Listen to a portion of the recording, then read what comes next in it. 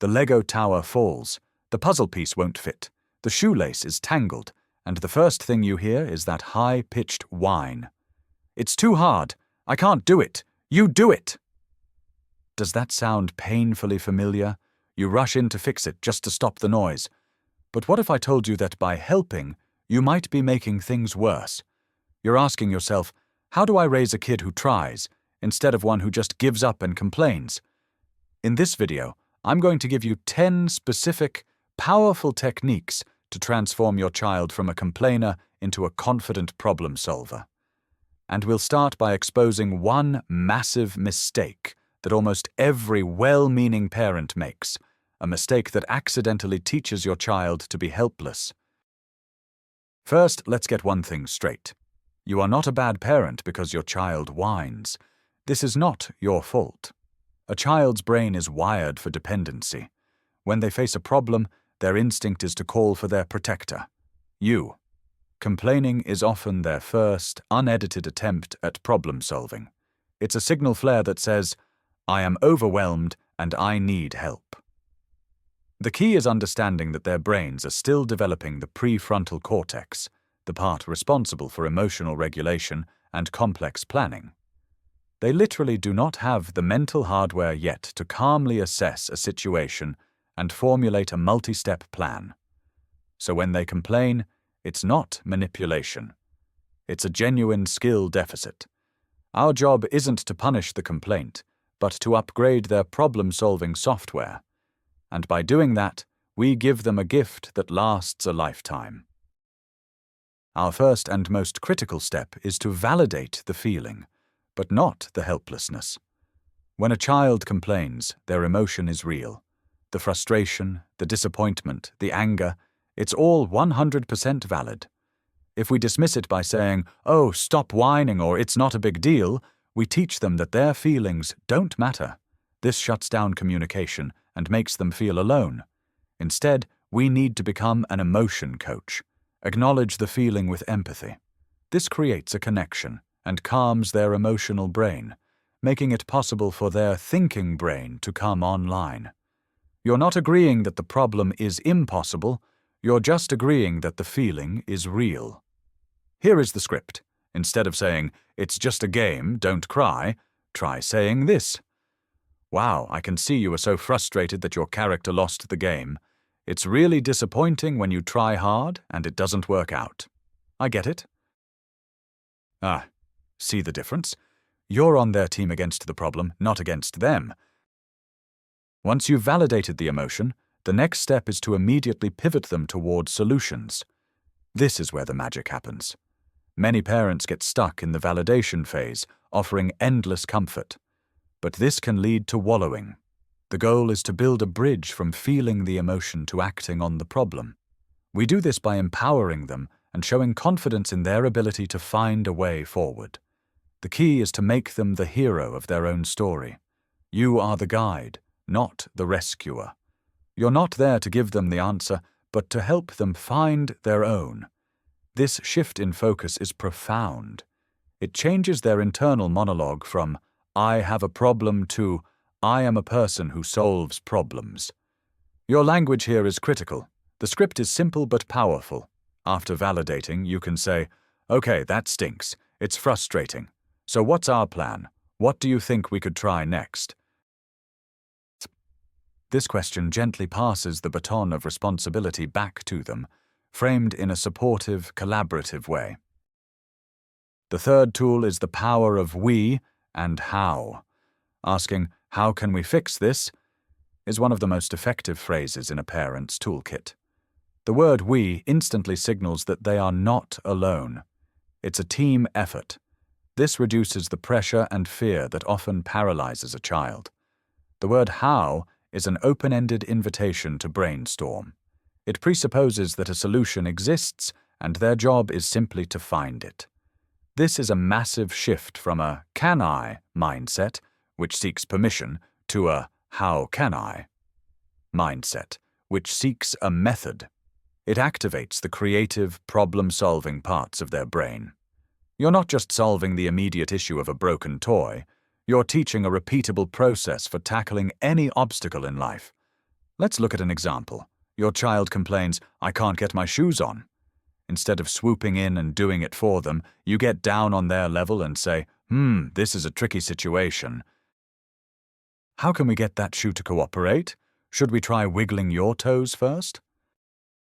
Our fourth strategy is to become a problem-solving narrator. Children learn more from what we do than from what we say. They are constantly watching us. So, when you face your own minor frustrations, model the process out loud. Did you burn the toast? Lose your keys? Can't open a jar? Don't just get frustrated in silence. Narrate your own problem-solving journey. This gives your child a real-time, real-life blueprint for how to handle adversity without complaining. It normalizes the fact that things go wrong for everyone, even for adults, and that the appropriate response is to think, not to whine. You are essentially giving them a peek inside a problem-solving brain. For example, you can't find the car keys. You could say out loud, "Oh man, I can't find my keys. Okay, deep breath. Where was the last place I used them? I came in the door, put down the groceries. Let me check the kitchen counter first." You're modeling self-regulation and logical thinking. A huge reason children complain is that they feel overwhelmed. A task that seems simple to us, like cleaning their room, can feel like climbing Mount Everest to them. The fifth technique is to teach them how to break big problems into small, manageable chunks. This is a core executive functioning skill that will serve them for their entire life. When your child says, "My room is too messy, I'll never be able to clean it," they are seeing one giant, unclimbable mountain. Your job is to show them the first step on the path. You help them shrink the problem down to a non-intimidating size. This builds momentum and a sense of accomplishment, which fuels their motivation to continue. Here's how you do it. You say, "You're right. It does look like a big job. Let's not worry about the whole room right now. Let's just focus on one tiny thing. Can we find all the Lego pieces and put them in this one bin? We can do just that one thing." The sixth principle is a game changer. Praise the process, not just the outcome. Our society is obsessed with results. The A+, the winning goal, the perfect drawing.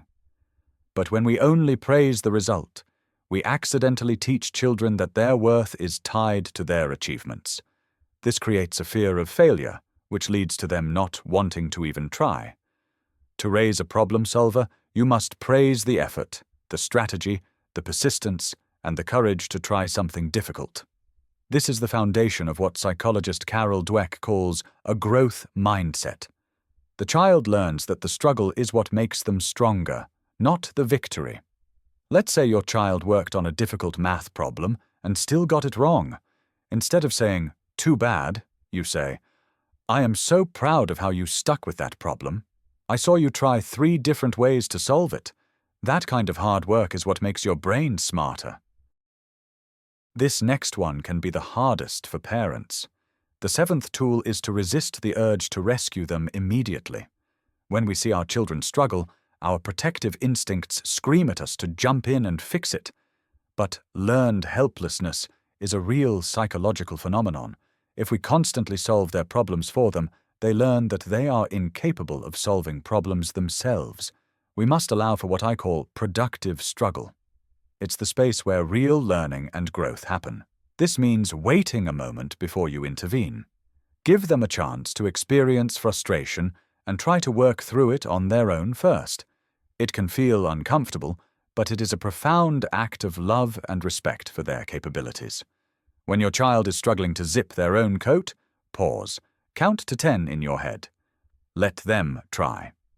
If they start to complain, you can offer verbal support. Zippers can be tricky. You're holding it so straight. What could you try next? Only step in when they've truly exhausted their own efforts.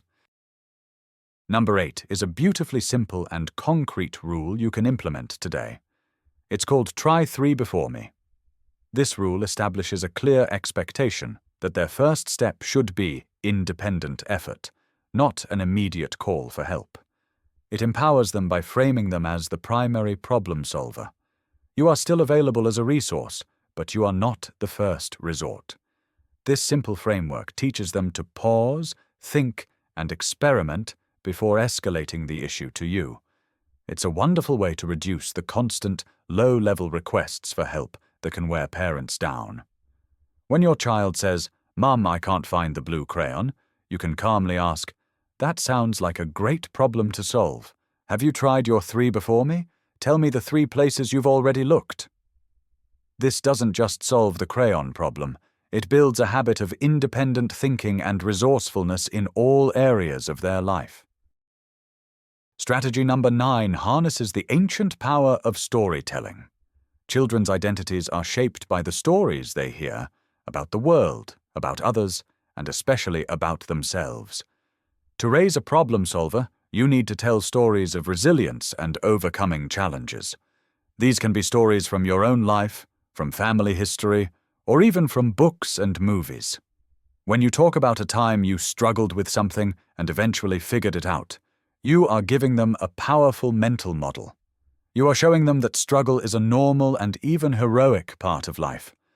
You can also reframe their own past struggles as victories, remind them of their own past successes. Here's a script. Remember when you were learning to ride your bike? You fell down so many times and got so frustrated, but you kept getting back on. You didn't give up, and look at you now. You're an amazing bike rider. You can do hard things. Finally, our 10th and final tool is to explicitly reframe the concept of failure. In a world afraid of mistakes, we must teach our children that mistakes are not the opposite of success. They are a critical part of it. A mistake isn't a dead end. It's data. It's information about what doesn't work, which gets you one step closer to what does. When your child makes a mistake, avoid any language of shame or disappointment. Instead, get curious. Treat the mistake like a detective would treat a clue. This creates psychological safety, making them more willing to take risks and try new things, which is the very essence of problem solving. So, when the science experiment goes wrong or the drawing gets messed up, try this phrase. "Interesting.